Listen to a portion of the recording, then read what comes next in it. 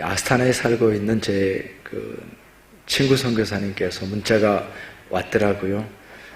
알마티에 지진이 일어났다고 그러는데, 자꾸 지진이 일어난다고 그러는데 괜찮냐라고 문자가 왔길래 뭐라고 대답을 할까라고 생각을 하다가 저도 단문자를 보냈습니다. 한번 흔들려 봐야 느낌을 아는데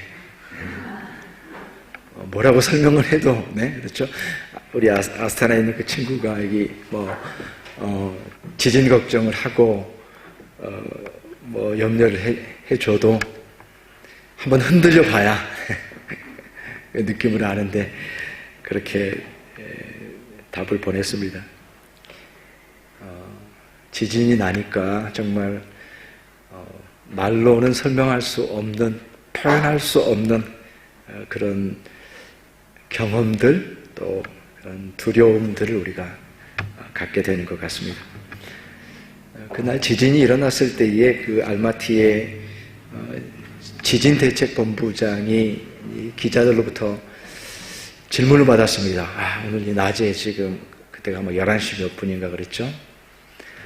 지진이 나가지고 사람들이 외곽으로 빠져나가고 비행기 타고 다른 도시로 가고 지금 그러고 있는데, 우리가 오늘 밤에 알마티가 괜찮은 건가요? 알마티에서 도망쳐야 되는 건가요? 이런 질문을 그 지진대책본부장이 받았습니다. 그 본부장이 하는 말이, 만약에 나한테 물어본다면은 나는 그냥 알마티에 있겠습니다. 어디 떠날 거냐라고 물어보면 나는 그냥 알마티에 있겠습니다. 알마티에는 1년이면 500번에서 600번 정도 지진이 일어나고, 또 한 10번이나 15번 정도는 좀 심하게 흔들려서 느낄 수 있을 뿐이지, 우리는 언제든지 지진이 나는, 언제든지 흔들리는 땅 위에 살고 있습니다. 그러니까 저라고 한다면 저는 알마티를 떠나지 않겠습니다. 이렇게 대답을 했습니다. 그 말을 듣고 나니까 한편으로는 위안과 안심이 되는 것 같기도 하고, 다른 한편으로는 안심이 되는 것 같기도 했다가 안 되는 것 같기도 했다가, 그런 느낌을 받더라고요. 우리는 흔들린 땅 위에 살고 있다라는 그 말 자체가 그렇구나, 우리가 그런 땅 위에서 살고 있었구나라고 하는 새로운 현실에 대한 인식의 시간이 되었습니다. 우리에게 있어서 땅이라고 하는 것은 큰 의미가 있습니다. 그리고 땅이 가진 미덕이 있습니다. 그건 안전하다라는 거예요. 땅은 안전한 것입니다. 땅을 딛고 있을 때에 그 순간만큼은 우리가 안전합니다. 그게 땅의 미덕이잖아요. 땅보다 안전한 데가 어디 있습니까? 우리가 비행기를 탄다고 해도, 또 배를 탄다고 해도 위험성이 있잖아요. 기차를 타거나 자동차를 타거나 드론을 타도 땅에서 떠나면 위험하거든요. 땅이야말로 가장 안전한 곳이고, 그 땅의 미덕은 안전한 거예요. 우리가 그 땅을 딛고 있는 동안은 우리가 안심할 수 있다라고 하는 것이 땅의 미덕이거든요. 근데 이번에 그 땅이 흔들렸습니다.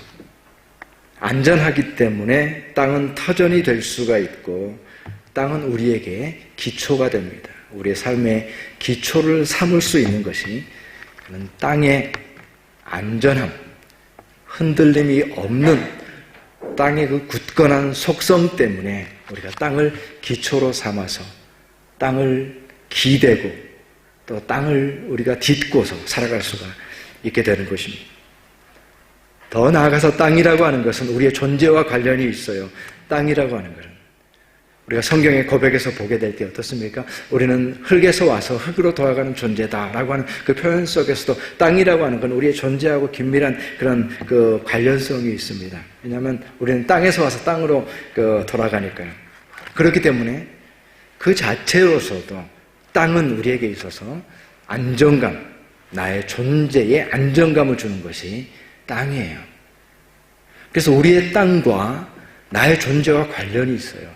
그런 면에서 보면은 우리가 살아가는 카자흐스탄은 우리 땅이 아니잖아요. 그렇기 때문에 이 땅에서 어쩌면 우리의 존재는 조금은 불안한 겁니다. 왜냐하면 그 땅하고 우리의 존재하고 관련이 있거든요. 남의 땅에 살다 보니까, 내 땅이 아니다 보니까 어쩌면 우리는 이 땅에 살아가는 동안에 어느 정도의 존재의 불안감, 우리가 뭐 느끼는지 안 느끼는지는 모르겠지만 어느 정도의 존재의 불안감을 갖게 돼요. 왜냐하면 이 땅은 나의 땅이 아니니까, 우리 땅이 아니니까. 땅이라고 하는 것은 그런 의미가 있거든요. 삶의 기초가 되는 것이고 우리의 존재에 안정감을 주는 것이 바로 땅이라고 하는 가치가 있는 것입니다. 근데 그 땅이 흔들리니까, 그 땅이 흔들린다라고 하는 것, 내가 의지하고 내가 끝까지 믿고 기댈 수 있는 그 땅이 흔들린다라고 하는 것은 전혀 다른 의미를, 전혀 다른 생각을, 전혀 다른 마음을 우리에게 부어주게 됩니다. 땅이 흔들리고 나면 방법이 없는 것입니다. 땅이 흔들리고 나면 막을 길이 없습니다. 땅이 흔들리면 피할 길이 없습니다. 땅마저도 흔들리고 우리가 딛고 서 있는 그 땅까지도 의지할 수 없다고 할 때 가장 믿을 수 있는 곳이고 가장 안전한 곳이고 가장 나를 안전하게 지지해주는 그 땅마저 흔들린다라고 할 때 우리 이렇게 생각해 볼 수 있을 것 같습니다. 이 세상에서 우리가 영원히 의지할 만한 것이 과연 우리 가운데 있을 수 있을 것인가? 우리가 이 세상에서, 이 땅에서 의지하고 살아가는 그 모든 것들은 영원한 것인가? 다른 영원히 우리가 의지할 만한 것인가? 우리 여러 가지를 이 땅 가운데서 의지하고 살아가고 있습니다. 근데 정말로 내가 의지하는 것이 참으로 나의 존재를 그곳에 지지하며 살아갈 만한 것인가? 우리는 사람을 의지합니다. 사람이 없으면 살아갈 수가 없기 때문에 사람들을 의지합니다. 사람들을 의지하는 것이 영원한 것이 될까요? 이 시대는 지식과 정보의 시대라고 하니까 지식과 정보를 의지합니다. 그런데 지금 내가 가지고 있는 지식과 정보가 영원한 것일까요? 그렇지 않잖아요. 과학기술을 의지합니다. 그것도 영원한 것이 못 됩니다. 물질을 의지합니다. 물질은 힘이 있습니다. 그러나 그 물질마저도 영원히 의지할 수가 없습니다. 심지어는 나 자신마저도, 내가 가장 믿을 수 있는 나 자신마저도 나를 믿지 못합니다. 내가 나를 믿지 못하면 어떻게 하나라고 생각할 수 있지만 그러나 이것이 사실입니다. 나 자신마저도 내가 의지할 수 있는 영원한 것은 안 되는 것입니다. 책임을 못 집니다. 이 세상에서 우리가 땅을 딛고 살아가는 가장 안전한 땅마저도 흔들리고 말았을 때에 이 땅 가운데서 우리가 의지할 만한 것이 아무것도 없다라는 것은, 영원히 의지할 만한 것은 이 땅 가운데 없다라고 하는 사실을 깨닫게 됩니다. 우리가 여성의 날을 지나갔는데 여성의 날에 그 구호가 1900년도 초에 구호가 있었습니다. 그 구호는 뭐였냐면은 빵과 장미를 달라라고 하는 것이 그 여성의 날의 구호였어요. 그 미국의 어떤 그 노동운동, 여성들 노동운동의 이제 그 캐치프레이즈였는데요. 빵을 달라라고 하는 것은 생존의 문제거든요. 일단 먹고 사는 문제가 해결돼야 되니까 빵을 달라라고 외쳤고, 장미를 달라라고 하는 것은 인간의 권리와 인간의 존엄성과 또 여성의 평등 이런 것들을 요구하는 것이 장미를 달라였거든요. 그래서 빵을 달라, 생존의 문제가 해결된다, 이게 우선적인 거니까 생존의 문제를 해결해 달라라고 했습니다. 장미를 달라, 인간답게 해주고 인간의 존엄성과 가치와 권리를 우리에게 달라라는 것이죠. 뭐 투표권도 없고 여러 가지 여성의 권리가 미약하니까 불과 100년 전이었습니다. 불과 100년 전에 그러한 권리를 달라고, 생존권을 달라고, 빵을 달라, 장미를 달라 그렇게 외쳤거든요. 지금 우리가 살아가는 시대를 보게 되면 그런 문제는 많이 해결된 것 같아요. 뭐 배고픈 문제는 없잖아요. 빵의 문제는 없잖아요.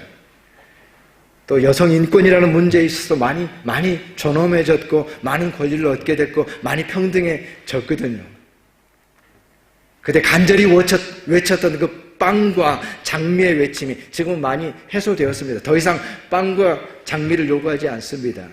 그만큼 많이 좋아졌지요. 많은 것들을 갖추게 되었지요.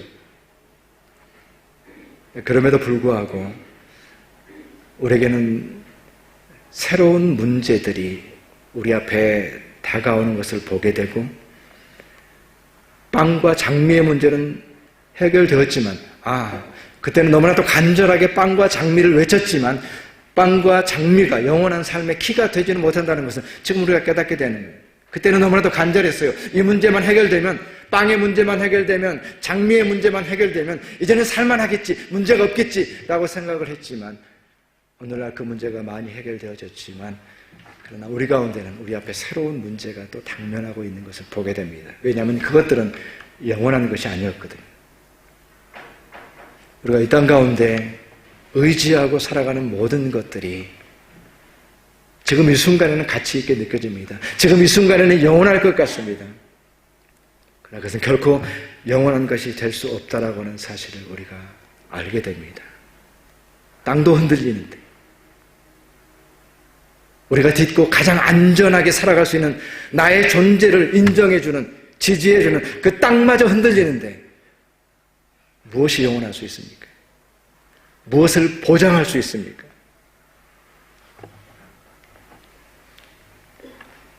우리는 우리의 삶 속에서 돌아보게 됩니다.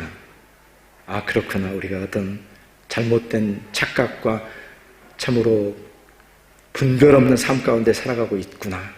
그래서 뭐냐면은 영원할 수 없는 것을 마치 영원한 것처럼 착각하는 것입니다. 그것은 어리석음이 될 수 있습니다. 그것은 분별 없음이 될 수 있습니다. 그것에 우리가 속아 넘어가고 있는 것입니다. 영원할 수 없는 것을 마치 영원할 것처럼 의지하고 있다라는 것. 그것은 개개인의 인생 가운데 또 그리고 우리 인류의 역사 가운데서 지속적으로 진행되고 있습니다. 속고 있는 겁니다. 한 개인의 인생 속에서도 마치 이것이 영원할 것 같은데, 이것이 전부일 것 같은데 우리가 속는 겁니다.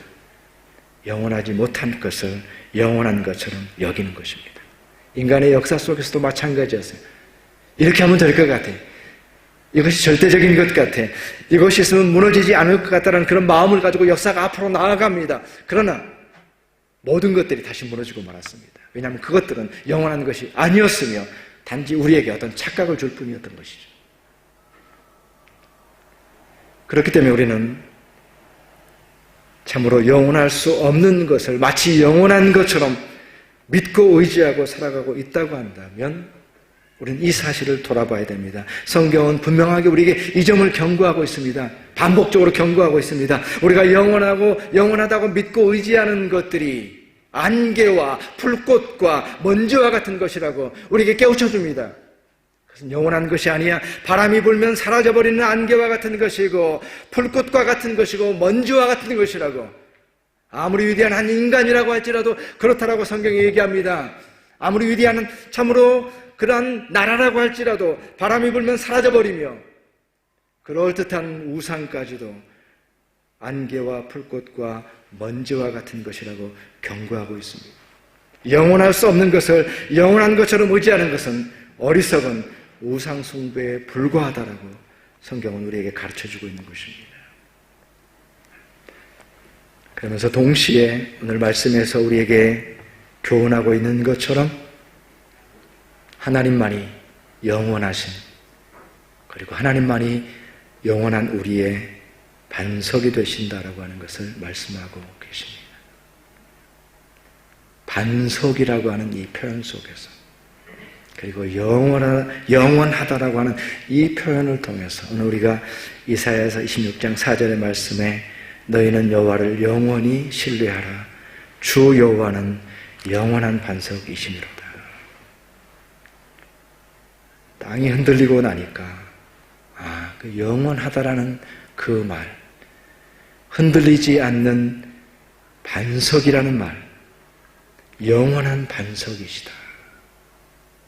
반석이라고 하는 것은 영원히 흔들리지 않는 것을 의미합니다. 그래서 그 하나님만을 신뢰하도록, 영원히 하나님만을 신뢰하도록, 믿을 만한 믿음의 대상이 되지 못하는 것들을 신뢰하지 말고, 착각 속에 있지 말고, 그것이 마치 영원할 것처럼 의지하고 살아가지만 결코 영원한 것이 아니기 때문에 오직 하나님만을 반석으로 삼아서 살아가도록 우리에게 말씀하고 있는 것입니다. 영원한 반석이라는 것은 우리가 그것에 의지할 수 있다는 겁니다. 반석은 우리가 의지할 수 있죠. 든든하기 때문에 거기에 기댈 수 있습니다. 그 위에 설 수가 있습니다. 우리의 삶을 거기에 놓을 수가 있습니다. 내 삶과 그 반석이 서로 연결되는 거예요. 반석이라는 것은 우리의 삶을 하나님께 의지하는 것을 말합니다. 영원한 반석이라고 하는 것은 변하지 않는 것을 의미합니다. 이 세상에 좋은 것들이 많다고 해도 안타깝게도 변합니다. 변하는 것들입니다. 그러나 영원한 반석은 변하지 않습니다. 영원한 반석은 우리의 새로운 생명과 삶의 참된 기초가 됩니다. 새로운 삶이 가능합니다. 새로운 생명이 가능합니다. 바로 그것이 하나님은 영원한 반석이시다라고 하는 그 말 속에 포함되어 있는 거예요.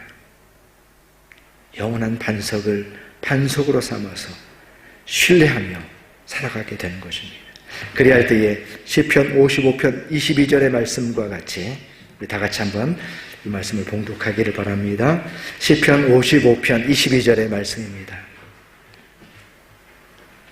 조금 글씨가 적게 보이네요. 다 같이 읽겠습니다. 시작. 내 짐을 여호와께 맡기라. 그가 너를 붙드시고 의인의 요동함을 영원히 허락하지 아니하시리로다. 아멘. 땅이 흔들리면 우리가 요동하게 되잖아요. 오늘 말씀 속에서 모든 것을 하나님께 맡길 때, 영원한 반석이신 하나님께 맡길 때에 그가 붙들어 주시고 그가 붙들어 주실 때에 의인은 영원히 요동하지 않는다라는 거예요. 흔들림이 문제였잖아요. 요동이 문제였잖아요.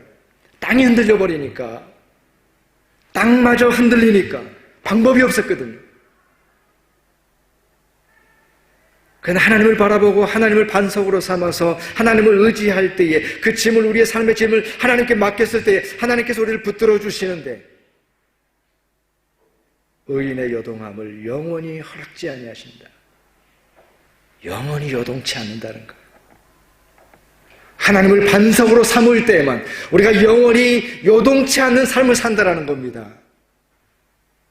이 세상에는 없습니다. 이 세상에는 어느 누구도 그것을 약속할 수가 없습니다. 설사 약속을 한다고 할지라도 그것은 우상의 거짓말에 불과한 것입니다. 우리 개인의 삶 속에서, 개인의 역사 속에서, 인간의 역사 속에서 마치 뭔가가 있는 것처럼 지금 따라간다고 할지라도 분명한 것은 그것도 영원한 것이 되지는 못한다는 것입니다. 하나님께서 우리를 붙들어 주실 때에 그 의인의 요동함을 하나님께서는 허락지 아니하신다. 이 말씀 우리가 깊이 묵상하고 신앙의 고백으로 우리 삶 속에 굳건하게 붙들어야 되겠습니다. 땅도 흔들립니다. 어떤 것도 영원히 나를 지지해 줄 수가 없습니다. 오직 하나님만이 우리를 요동치 않게 붙들어 주십니다.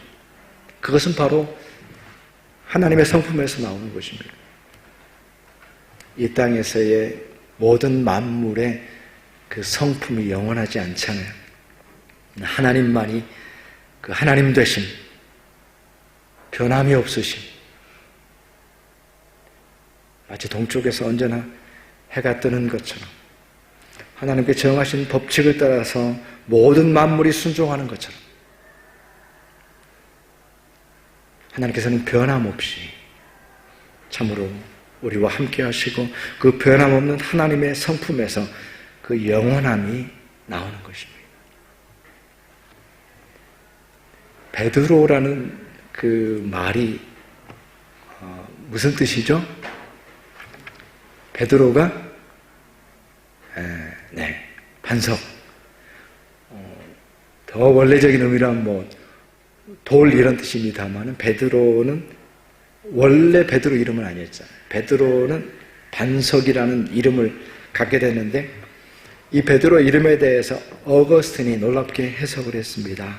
그 내용은 뭐냐면 베드로라는 그 이름의 뜻이 반석인데 이렇게 얘기를 했습니다. 어거스틴이요. 반석이라는 이름이 베드로에게서 나온 것이 아니라 베드로라는 이름이 반석에서 나왔다. 좀 깊이 좀 생각을 해봐야 됩니다.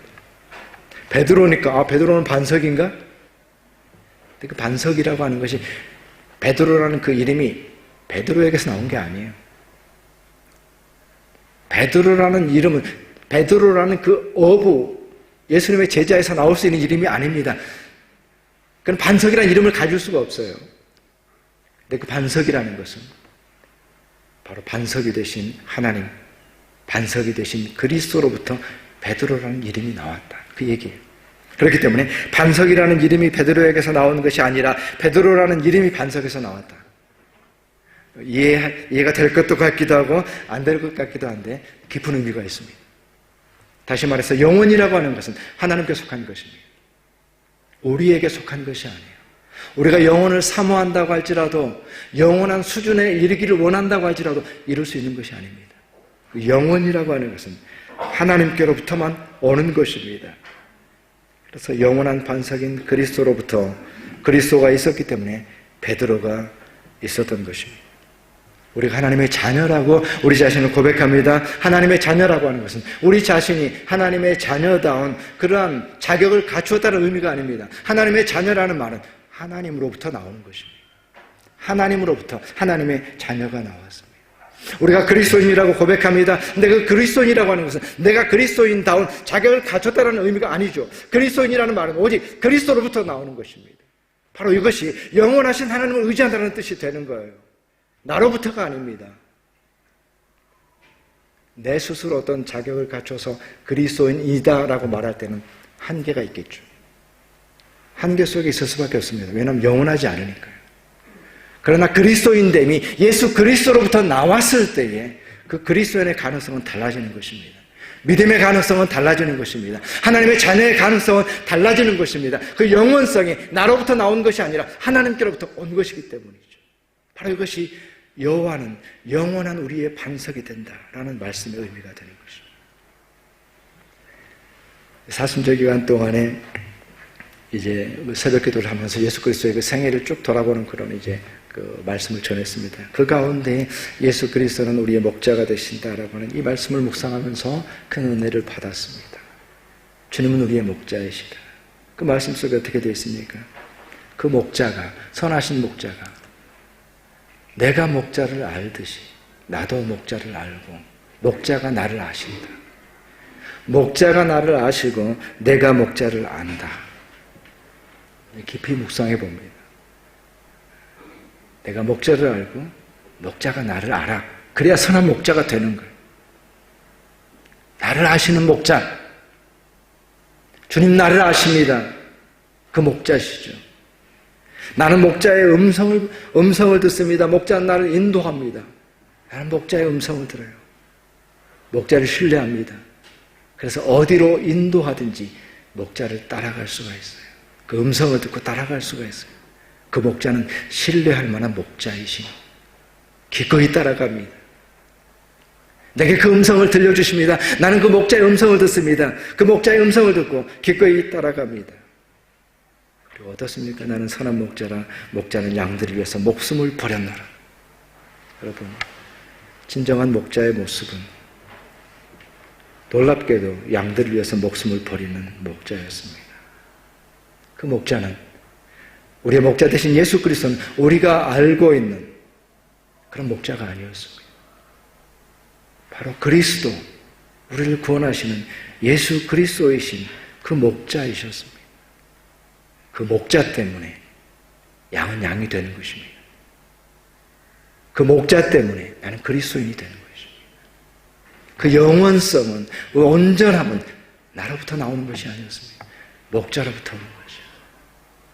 내 음성을 들으시고 나를 아시고 나를 인도하시고 나를 위해서 목숨을 주신 목자, 그분이 참 목자이셨고 우리는 그 목자를 따라갈 수가 있게 되었고, 그 목자의 영원하신 참 사랑 안에서 거기로부터 우리 그리스도인이 나오게 되었습니다.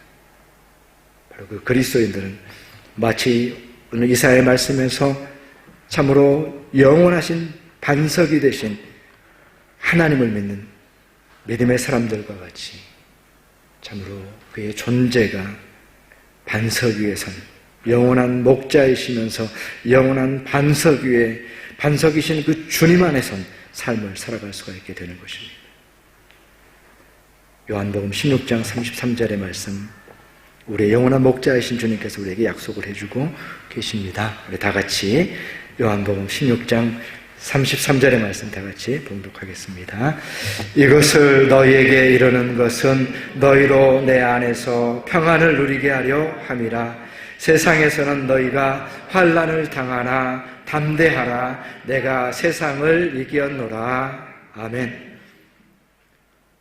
세상이 줄 수 없는, 세상이 결코 약속할 수 없는, 보장할 수 없는 그 영원한 평안을 우리에게 약속해 주고 있습니다. 땅도 흔들리는 것을 우리가 경험했습니다. 그리고 그 흔들리는 땅을 피해서 우리가 피해 본다고 해도 피해지는 것이 아닙니다. 저도 이제 그날 지진이 났을 때 그냥 사이렌 소리도 나고 너무 놀래가지고 그냥 반바지만 입고서 집에 있었는데 후다닥 제가 이제 아파트 그 11층이거든요. 11층인데 이제 계단으로 내려가야 되니까 뭐 후다닥 내려가다가 중간에 멈춰 섰어요. 중간에 멈춰 서니까 밖이 보이더라고요. 아파트에 사람들이 막 뛰어나오는 것도 보이고 뭐 계단으로 뭐 중간에 멈춰 서서 그런 생각을 했습니다. 내가 피한다고 해서 내가 지금 도망간다고 해서 이게 피해지는 건가? 어디까지 피할 수 있는 건가? 뭐 도망은 갈 수 있어요. 땅이 흔들려서 뭐 아파트가 무너지기 전에 도망은 갈 수도 있겠고 그런 뭐 노력은 하겠죠. 진정한 의미에서 보게 되면 이 땅 가운데 살아간다는 것, 육체를 가지고 있다는 것, 땅 위에 살아간다는 것, 피한다고 해도 영원히 피하지 못합니다. 연약하고 유한한 존재로부터 우리는 영원히 피하지 못합니다. 도망은 가보겠지만, 노력은 하겠지만 우리에게 영원한 것은 없습니다. 영원히 피하지 못합니다.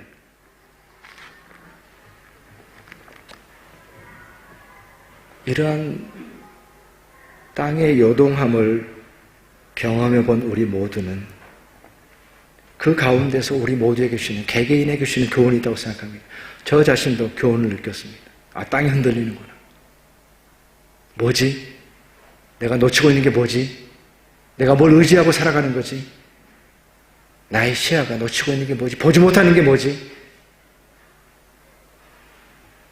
이러한 사실을 통해서 우리 각자에게 하나님께서는 우리 모두에게 중요한 교훈들을 주고 있다고 생각합니다.